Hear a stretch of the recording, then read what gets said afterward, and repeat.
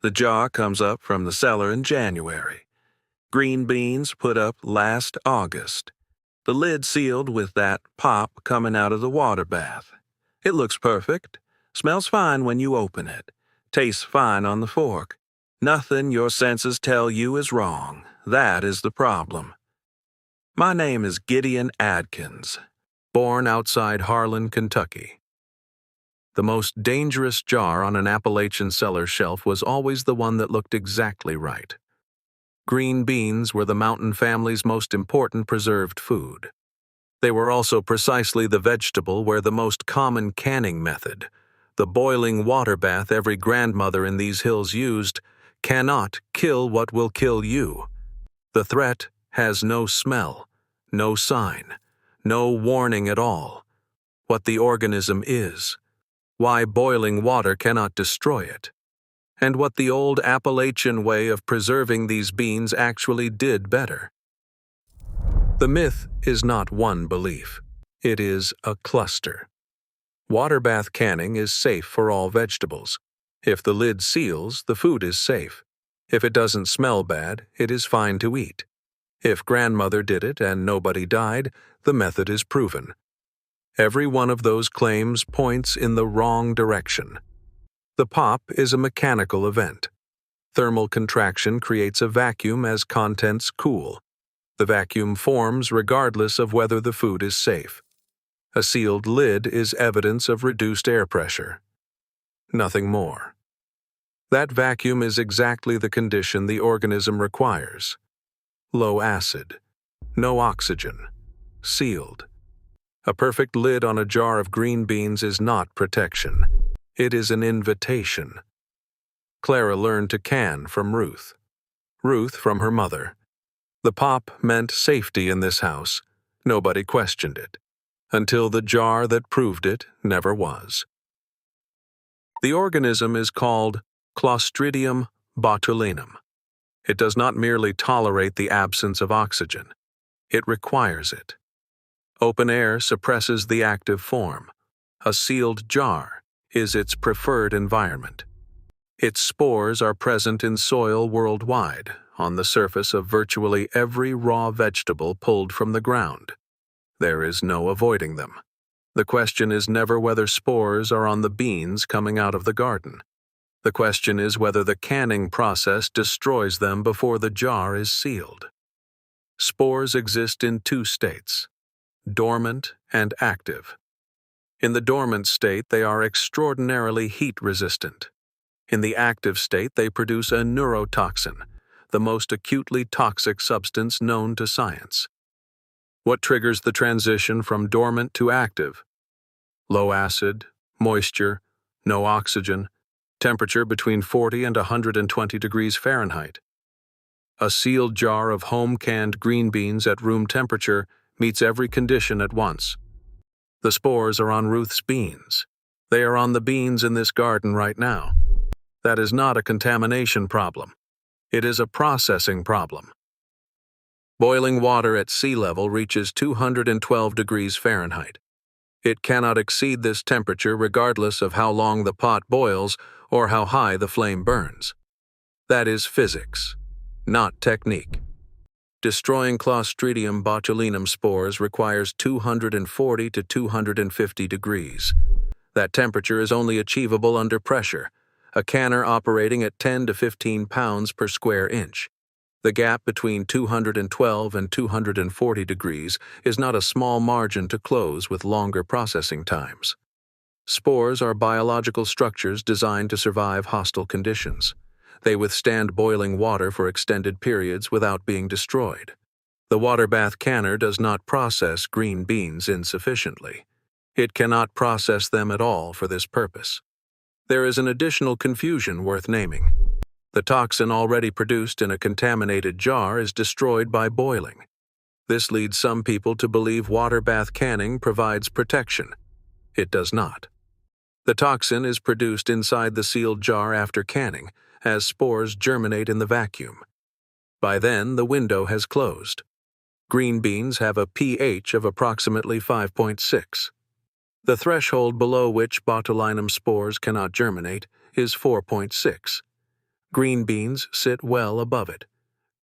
Green beans are the most important preserved food in Appalachian kitchens, and the food most poorly suited to water bath canning. That combination is the mechanism of harm. CDC data confirms it. Green beans are the single most common vehicle for botulism from home canning in the United States. From 1999 to 2008, home canned vegetables caused 91% of foodborne botulism outbreaks. Green beans lead the list. Type B botulinum toxin, the strain most associated with home canned vegetables, is concentrated in eastern states. Of 61 Type B outbreaks between 1950 and 1996, 61% came from eastern states. Kentucky appeared repeatedly. The other Appalachian staples face the same problem. Corn at pH 6, peas at 5.6, carrots, potatoes. Every jar on the mountain cellar shelf is a low-acid vegetable. Ruth put up more green beans than anything else. Shucky beans through February. They were essential. That is worth saying plainly. Onset arrives 12 to 36 hours after eating contaminated food, sometimes 6, sometimes 10 days. The first signs are in the face: double vision, drooping eyelids, difficulty swallowing, slurred speech, dry mouth. The toxin blocks the signal between nerve and muscle. The muscle cannot receive the instruction to contract. From there it descends: shoulders, upper arms, lower arms, chest. The paralysis moves downward through the body in sequence. When it reaches the muscles that control breathing, the patient cannot breathe without a machine. There is no fever. The patient typically remains conscious throughout. The food showed no unusual smell, taste, or appearance. Nothing about the meal warned anyone. Before 1950, without mechanical ventilation and antitoxin, the case fatality rate exceeded 60%. With modern intensive care today, it sits below 5. But recovery still requires weeks to months, as the body regenerates nerve connections the toxin destroyed. A documented case in Germany in 2018 required 5 months on mechanical ventilation. A family that ate contaminated beans at supper went to bed not knowing. The jar looked exactly like every other jar on the shelf. Leather breeches, beans strung on thread and hung from rafters or behind the stove to dry. They shrivel and curl until they resemble leather trousers. Shucky beans in Kentucky. The practice appears in Cherokee tradition and German immigrant households across these mountains. The drying method created no sealed anaerobic environment, no vacuum. Botulinum cannot produce toxin in a dried, open-air product. The method that looked more primitive eliminated the danger by its basic structure. The mason jar arrived in 1858. The government promoted home canning during both World Wars as a patriotic act. Families who had dried beans for generations switched to glass jars. The pressure canner requirement for low-acid vegetables was not communicated with the same force as the jar itself. Ruth kept leather breeches hanging in the old house alongside the canned jars. She did both. The drying was slower. It was also the method that could not harbor the organism. She kept it because her mother did. Contamination of any given jar is not guaranteed. Spore load varies by soil, season, and handling. The majority of improperly canned jars do not result in botulism. Most batches escape. That statistical rarity is the engine of the myth.